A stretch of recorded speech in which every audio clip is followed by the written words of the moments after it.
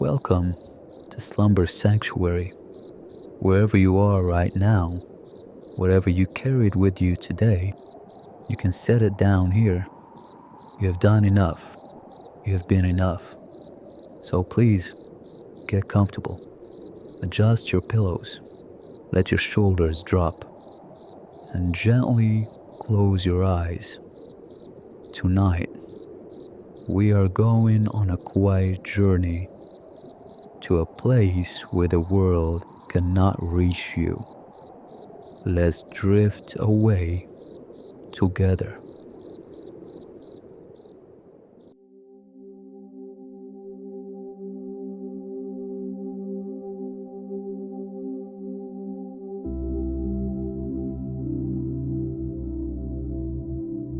Fog is a living thing tonight. It breathes around the ancient bones of the windmill, a soft, gray blanket muffling the world. Find a comfortable place to rest, and let my voice guide you into the stillness of this place. Let your body grow heavy, sinking into your bed as we arrive here together in a field of sleeping gold. Under a sky of scattered diamonds, you can feel the cool, damp air on your skin. It carries the scent of wet earth, of harvested wheat, and the faint, sweet perfume of night-blooming flowers you cannot see. Each breath you take is clean and cool and full. The ground beneath your feet is soft, a mixture of soil and fallen stalks. A gentle quietness has settled over everything. The only sound is the impossibly slow, deep groan of the windmill's old wood as it settles, a sound like a sleeping giant turning in his sleep. It is a comforting sound, a patient sound.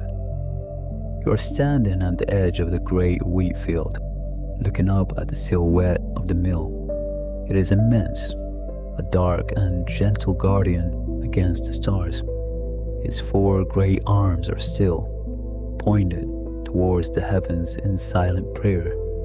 Mist curls around its base, rising in slow, lazy tendrils that catch the faint starlight, making them glow with a soft, pearlescent light. You watch one wisp of fog detach itself and drift slowly across the field, like a wandering spirit searching for a place to rest. With slow, deliberate steps, you begin to walk towards it.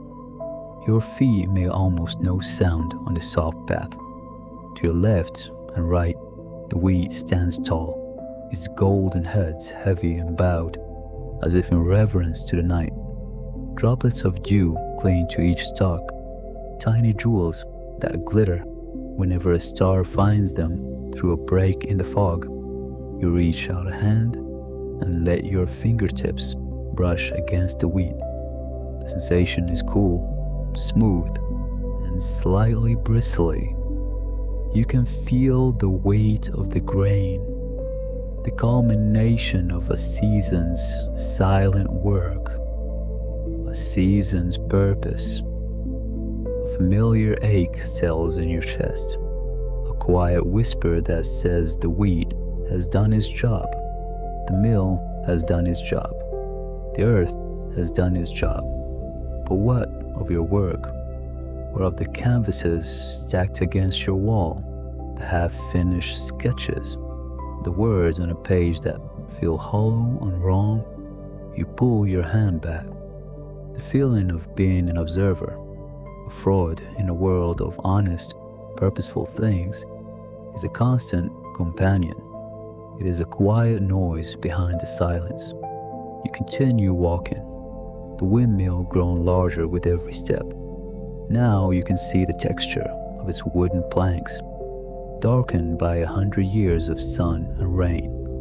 You see the small, square windows on its second floor. A warm, impossibly gentle orange light glows from within one of them. It is not a bright light. It is a dim, flickering light, like a single candle or a low burning lantern. It doesn't illuminate the fog so much as it infuses it, creating a soft, warm aura in the cold, gray air. It is a beacon of quiet welcome, a sign of life, of warmth inside the sleeping giant. This light pulls you forward. It promises a small circle of warmth in the vast, cool night. You reach the base of the windmill and place a hand on its surface. The wood is rough, uncool, textured with deep grooves on the soft fuzz of moss growing in its shaded places. You can feel a faint, low vibration through the wood, the deep, slow pulse of the machinery sleeping within. You lean your forehead against it, closing your eyes. Just for a moment, you let the weight of your own expectations fall away. You are not an artist. You are not a writer. You are not a failure. You are just a soul standing in a field, in the fog, feeling the cool wood against your skin. That is all you need to be right now. Just this. Just here. The quiet hum of the old mill seems to agree. It accepts you without question. It asks for nothing in return.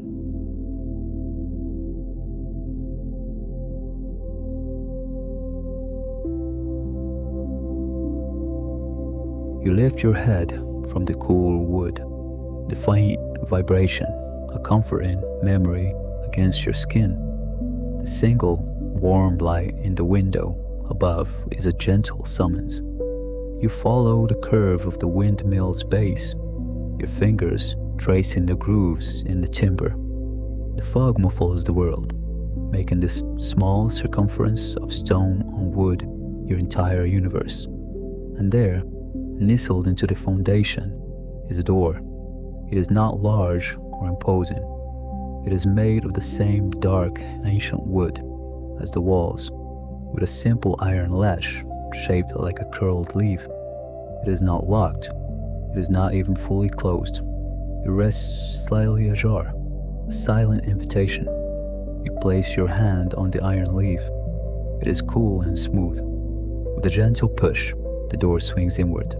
The sound it makes is not a creak of disuse, but a low, resonant groan, like a deep and satisfying sigh from the building itself. The air that spills out is cool, but not damp. It carries the scent of stone, old wood, and something else, something dry and faintly sweet, like hay and dried herbs. You step across the threshold, pulling the heavy door closed behind you. The sound of the latch clicking into place is soft and final. The outside world, with its fog and its silence, is gone. You are inside now. You're standing on a floor of smooth, worn flagstones. The space is circular, vast, and filled with immense, sleeping shapes. Great wooden gears, with teeth as long as your forearm, hang suspended in a complex and beautiful web. A colossal central shaft of timber, polished smooth by time and motion, rises from the center of the floor and disappears into the shadowed ceiling high above. It is the heartwood of the giant, the spine of the mill. There is no dust, no decay. Everything is clean, maintained, and waiting. The only light comes from the slivers of orange that fall through the floorboards from the room above, striping the darkness with lines of gentle fire. The deep hum you felt outside is clearer here. It is not a mechanical noise. It is the sound of the building breathing around you. To your left, a spiral staircase, carved from the same dark wood, clings to the curved wall. Each step is worn into a soft dip in the middle from a century of use. You place a hand on the railing and begin to climb. The steps are solid beneath your feet. The quiet creaks a conversation with the old structure. With each upward turn, the light from above grows stronger, warmer. The air smells less of stone and more of wood smoke, old paper, and beeswax. You reach the top and find yourself on a small landing, standing before an open doorway. The light spills from within, a pool of liquid gold on a wooden floor. You step into the room. It is a small, circular space, the source of the warm glow you saw from the field. And it is empty, utterly, peacefully empty. In the center of the room sits a small, round table. Upon it, a single brass lantern burns with a low, steady flame. Its light bathes the entire room in a soft, flickering ambience, making the shadows dance on a slow, gentle rhythm. Next to the table is a single, deep armchair, its fabric worn and comfortable, a faded patchwork quilt draped over its back. Against the far wall, directly beneath the window you saw from outside, is a single wooden desk. On its surface, an inkwell sits next to a clean, waiting quill. A small, neat stack of blank paper is weighted down by a smooth riverstone. There is a half-empty mug of what smells like chamomile tea, a faint wisp of steam still rising from its surface, as if its owner had just stepped away for a moment. A small bookshelf is built into the curve of the wall, filled with books bound in worn leather and cloth. You run a finger along their spines. They are not grand titles, but simple ones. Books on constellations, on local botany, on poetry, on the art of bread making. This is a place of quiet work, of gentle creation, but there is no pressure here, no expectation. The empty page on a desk is not a challenge, but a quiet possibility. The empty chair is not a void, but an offering of rest. You walk to the window and look out. You can see the path you made through the field, a faint trail in the dew-kissed grass, disappearing into the swirling gray fog. You see the world from a new perspective now, from inside the warmth, looking out into the cool mystery. You turn from the window, walk to the armchair, and sink into its soft embrace. You pull the quill over your lap. The warmth of the lantern is on your face. The deep, slow pulse of the windmill hums up through the floor. A gentle, constant lullaby. Here, in the heart of the sleeping giant, you are not lost. You are found, and for the first time in a very long time, you feel completely and utterly at peace.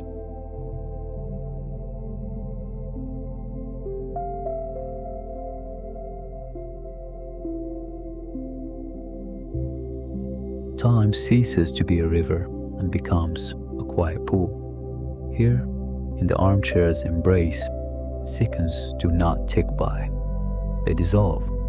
The deep, resonant hum of the windmill is the only metronome, a vibration that feels less like sound and more like the tower's own heartbeat.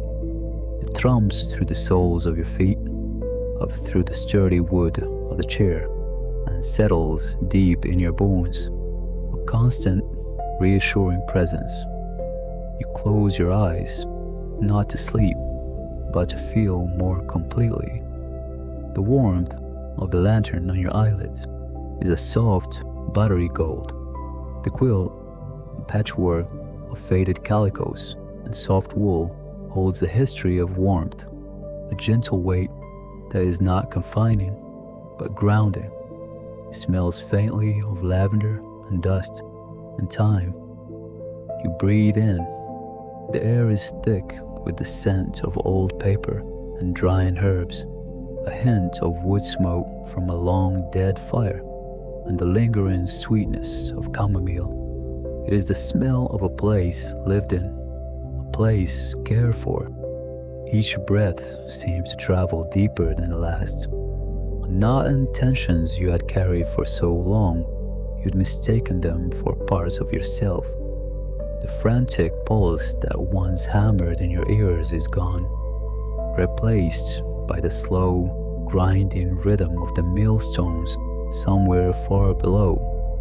The great wooden gears, ancient and immense, turn with a patient, unhurried groan. It is the sound of purpose, of simple, honest work being done without witness or applause. It is the sound of constancy. Your mind, so often a storm of worry and what-ifs, begins to clear. The thoughts that arise are not jagged shards of fear, but smooth, worn stones from the bottom of that quiet pool. You remember the feeling of running, the sharp sting of cold air in your lungs, the frantic scrabble of your feet on loose gravel. You remember the feeling of being seen, of being pursued, a constant pressure at your back. You remember huddling in cold, damp places, trying to make yourself small, invisible, trying to quiet the wild bird of your heart. But here, the memory has no power. It is a story about someone else, read from a book on a dusty shelf. The contrast is so profound, it is almost a physical sensation, a great, slow loosening of a knot in the center of your chest.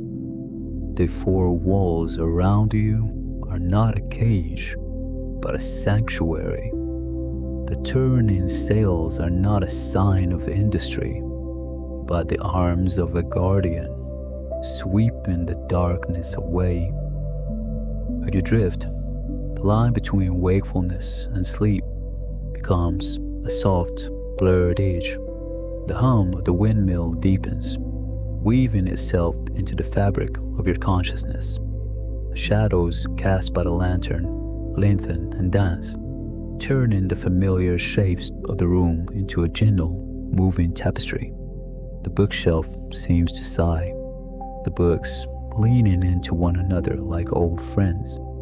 The quill on the desk seems to hold a silver sliver of light, waiting patiently for a story it does not demand. In this state, you imagine the world outside the window. You see the fog not as a shroud, but as a blanket, tucking the sleeping fields in for the night. You picture the great sails turning against a sky full of stars so bright they look like spilled salt. You can almost feel the cool, clean air on their wooden blades, the immense, silent power as they carve their circle through the heavens. They are gathering the dreams of the sleeping world, you think, and the windmill is grinding them into peace. A deeper slumber takes you, but it is not a fall into blackness. It is a gentle sinking. You dream you are reading the books on the shelf all at once. The constellations map themselves onto the ceiling, their mythic figures marching in a silent, glittering procession. The poetry whispers from the pages, not in words, but in feelings. The coolness of river water, the scent of crushed thyme, the warmth of the first sunbeam after a long night. The botany book opens, and tiny, luminous flowers bloom from its pages, releasing a pollen of soft, golden light that drifts through the room. You are not an observer in this dream. You are the room. You are the warmth of the lantern, the patient hum of the gears, the quiet potential of the blank page. You are the stillness. You wake slowly, gently. It is not a jarring return, but a soft surfacing. Nothing has changed, yet everything feels different. settled. The lantern flame still burns, a little lower now, its golden light softer. The hum of the windmill is still your companion. You shift slightly, the quilt rustling, and the scent of lavender rises again. You open your eyes and look at your hands, resting on the fabric. They are still. The trembling is gone. You are here. You are whole. Outside, a solid shift in the darkness suggests the very first, faintest hint of dawn is hours away. But a possibility. The long night is not over, but it is no longer something to be survived. It is something to be held, to be cherished. Here, in the heart of the sleeping giant, you have found its quiet, steady rhythm, and you have made it your own.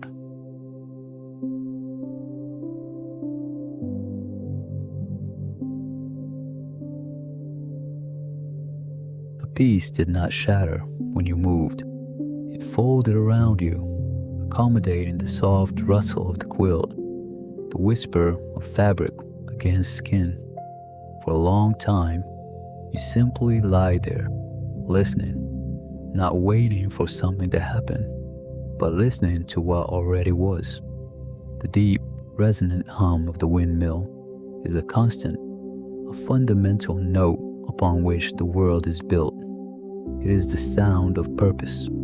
You can feel it in the floorboards, a slow, patient vibration that travels up through the legs of the cot and into your own bones. It is the giant's heartbeat, slow and untroubled. You realize you have been hearing it all along, but before, it was just noise, the grumbling of a machine you were trapped inside. Now it is a language. It speaks of grain on wind, of time and churning, of the steady, reliable transformation of one thing into another. With a slow, deliberate motion, you sit up. The air is cool on your bare arms, but not cold. It smells of old, dry wood, with the faint, lingering sweetness of lavender from the quilt, and something else, something clean and mineral, like dust from the grindstones. The lantern on the small crate still burns, its flame a perfect, unwavering teardrop of gold. It casts long, soft-edged shadows that sway in time with the windmill's slow turn, making the room breathe. The books are back on their shelf, their spines silent and patient. The dream feels less like a fantasy, and more like a memory of a truth you had forgotten. The truth that everything has a story, a song, a quiet life of its own. You swing your legs over the side of the cot. Your feet touch the wooden floor, and the planks are smooth and cool, worn down by 100 years of footsteps. There is no urgency. You stand, feeling the solidness of the floor beneath you, the perfect balance of your own body. The trembling that had lived in your hands for so long, that constant fizzing hum of anxiety, is simply gone. You hold them up in the dim light, turning them over. They are just hands. They are yours. Drawn by a quiet curiosity, you walk to the large, round window that overlooks the valley. The glass is thick and slightly warped, and the night seen through it is a deep, velvety indigo, softened at the edges. The world outside is not a void. It is sleeping. Down below, the dark shapes of trees are clustered like slumbering animals, and the faint, silvery line of a river threads through the valley floor. Far above, the sky is awash with stars, not the distant, clinical pinpricks of light you were used to, but a dense, shimmering spill of diamonds, so close it feels as though you could reach out and stir them with your hand. A few stray clouds, thin as spun silk, drifts slowly across the constellations, moved by the same high, invisible wind that turns the sails above you. You press your forehead against the cool glass. From here, you can see one of the enormous wooden sails as it sweeps slowly downward past the window, a vast, dark shape against the stars. It moves with an impossible, silent grace. It is not a machine part, it is a wing. You are inside a great, gentle creature that breathes the wind and dreams of the sky. The realization settles not as a shock, but as a simple, profound comfort. You are safe here. You are part of its rhythm. A soft scraping sound from above draws your attention. It's followed by a gentle cascade, a dry, whispering rush that lasts for only a moment. It is the sound of grain being fed from the hopper to the stones. A moment later, a new scent joins the air, carried on the dust motes dancing in the lantern light. The warm, wholesome smell of freshly milled flour. It is the scent of potential, of bread and sustenance and warmth. It is the purpose of this place made real. You turn from the window and your gaze falls upon a simple clay mug sitting next to a tin on a small shelf. It feels like an invitation, a quiet suggestion. Moving with the same unhurried grace as the sails outside, you take the mug. It is heavy and cool in your hands. You open the tin. Inside is a small cache of dried herbs. Their scent a mix of mint and something vaguely floral. You take a pinch, letting the brittle leaves crumble between your fingers, and place them in the bottom of the mug. There is a kettle on a small, contained brazier in the corner, its coals still glowing a deep, patient orange. The water within is still warm. You pour it over the herbs, and the cloud of fragrant steam rises to meet you. The ritual is simple, ancient, and deeply grounding. It is an act of care. For the first time in a very long time, you are caring for yourself, not because you have to, but because you want to. Holding a warm mug in both hands, you return to the cup. You do not drink immediately. You just sit, feeling the heat seep into your palms, watching the steam curl and vanish in the golden air. The night is deep, and the world is quiet, and the giant keeps turning. Dawn is still hours away, but it no longer matters. There's no clock to watch, no deadline to meet. There's only the steady beat of the gears, the scent of warm herbs, and the vast, starry peace of the night. You're not waiting for the morning. You are simply living in the now, and it is enough.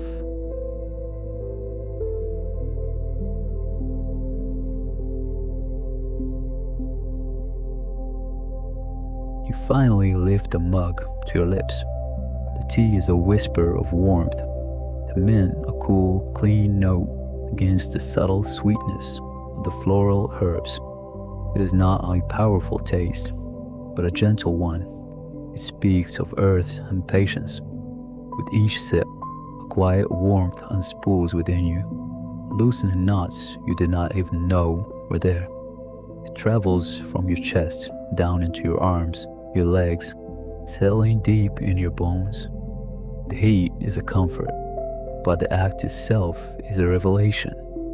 This simple gesture, this moment of quiet nourishment, feels more profound than any grand declaration you have ever made. You set the half-empty mug down, its clay base making a soft, earthen sound on the wooden floor. The rhythm of the giant, the slow, sonorous turning of its gears, has been a constant companion, a deep bass note beneath the silence. But now, you notice a new sound weaving through it. It is not a sound of distress, mechanical failure. It is a harmony, a low, resonant hum, almost too deep to be heard, more of a vibration felt in the soles of your feet and the hollow of your chest. It seems to be coming from deeper within the structure, a soft and steady call. It does not demand attention. It merely offers an invitation. Curiosity, an emotion you had thought long dormant, stirs within you. It is not the frantic, anxious curiosity of your past life, the need to know and control everything. This is softer, purer. It is the simple desire to see, to understand this place that has given you sanctuary. You rise from the cot, your movements fluid and unforced.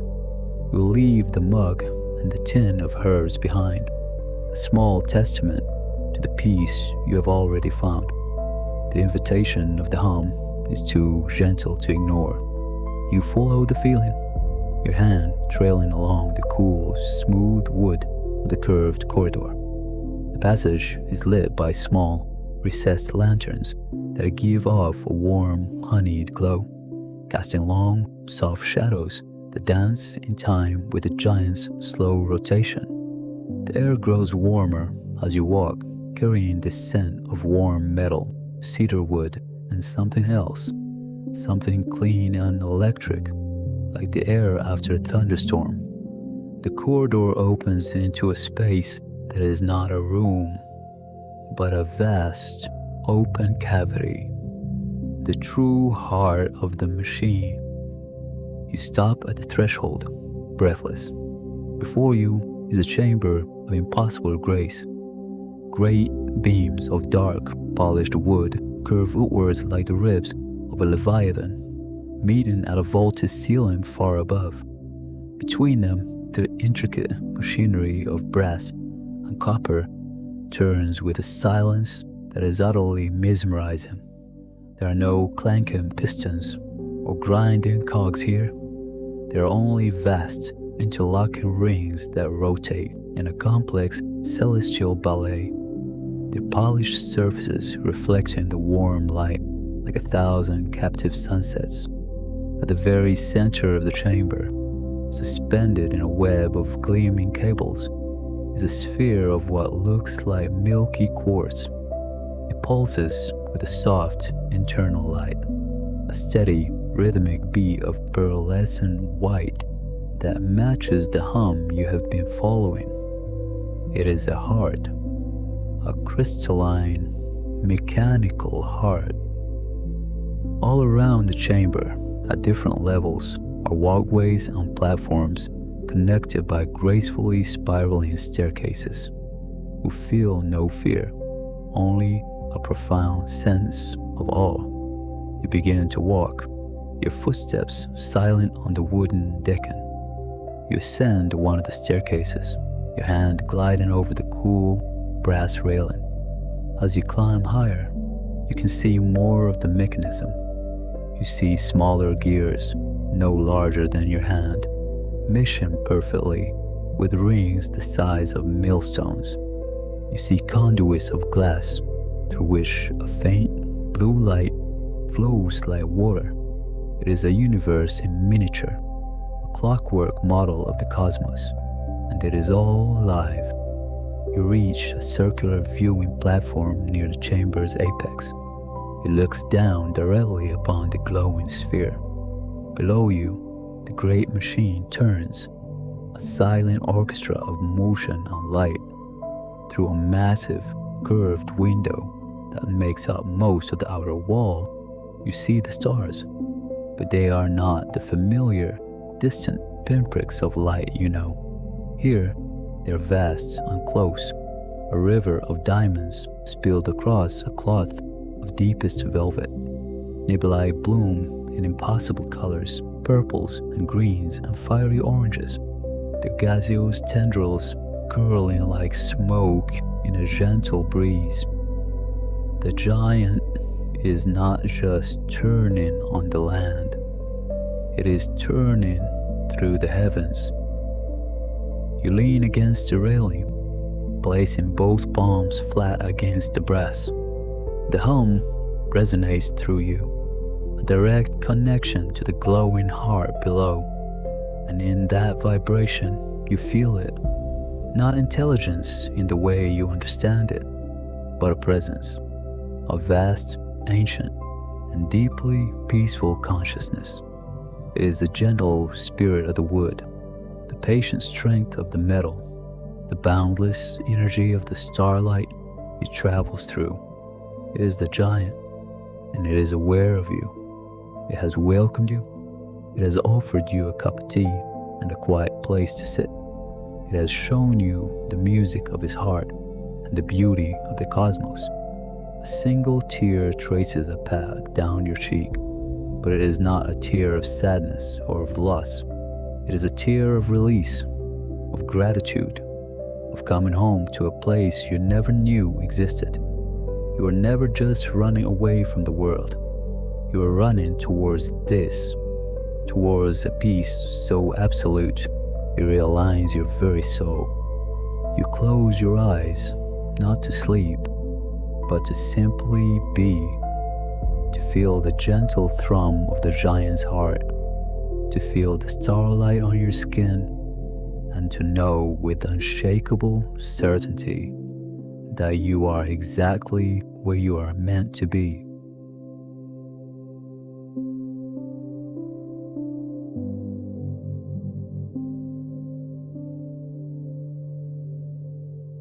Time ceases to be a river and becomes an ocean.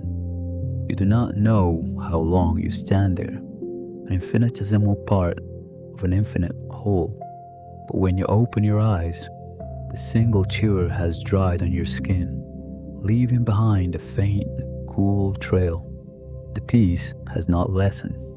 If anything, it has steeped into you, coloring the very fabric of your being with its quiet, resonant hum. The galaxy has turned, new constellations rising over the gentle curve of the giant's shoulder, their light a soft balm on your face. A subtle shift occurs in the atmosphere around you. It is not a sound, but a change in the quality of the silence. A soft, melodic chime, like a single droplet of water falling into a deep, still pool, echoes not in your ears, but directly in your mind. It is an invitation. You turn from the railing and see that a new path has opened in the mossy garden, where before there was only a thicket of silver-leaf ferns. There is now a gently arching stone stairway, each step worn smooth as if by the passage of 1,000 quiet years. The steps glow with a faint internal light, beckoning you downward, deeper into the heart of the giant. You follow without hesitation. The air grows warmer, scented with old paper, dried herbs, and the clean, metallic scent of ozone. The stairway ends before a single, round door made of a dark, polished wood that seems to drink the light. There's no handle, but as you approach, it swings inward with a silent, graceful motion. You step across the threshold. You are in a library, but it is unlike any library that ever existed on Earth. It is a vast, circular chamber, its domed ceiling so high it seems to be a miniature sky of its own, inlaid with swirling patterns of polished brass that mimic the nebulae outside. There are no books. Instead, floating gently in the air are countless motes of light. They drift like fireflies in a summer dusk, some brilliant and golden, others a soft, melancholy blue, some a vibrant, joyful green. They pulse with a soft, rhythmic energy, each one a tiny, beating heart. This is the giant's collection, not of stories written in ink, but of moments, of feelings, of memories gathered over its immeasurable journey through the cosmos. You drift towards the center of the room, your footsteps making no sound on the wooden floor. A small, golden mote, no bigger than your thumb, detaches from the slow, cosmic dance and flows towards you. Hesitantly, you cup your hands around it, not quite touching. As you draw near, a whisper of a feeling brushes against your mind. It is not a story told in words, but an impression, a perfect, crystalline bead of emotion. It is the unabashed joy of a small, furred creature on a world you will never know, discovering a sunbeam after a long, cold winter. It is pure, simple, and overwhelming in its sincerity. You smile, a genuine, unburdened smile that reaches your eyes.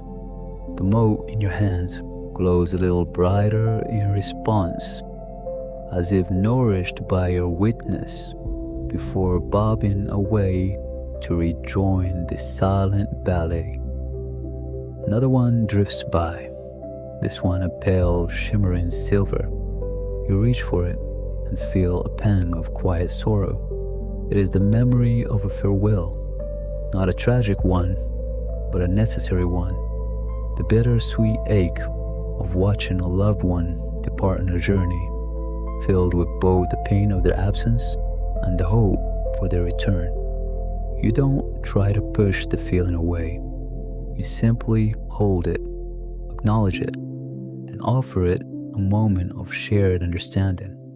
Like the first, it brightens under your gentle attention. This, you realize, is your purpose here. You're not just a passenger, you're a tender, a keeper of the quiet moments that make up the universe's unspoken song. The giant travels and gathers, and you are the one who listens. You are the stillness that allows these echoes to be heard.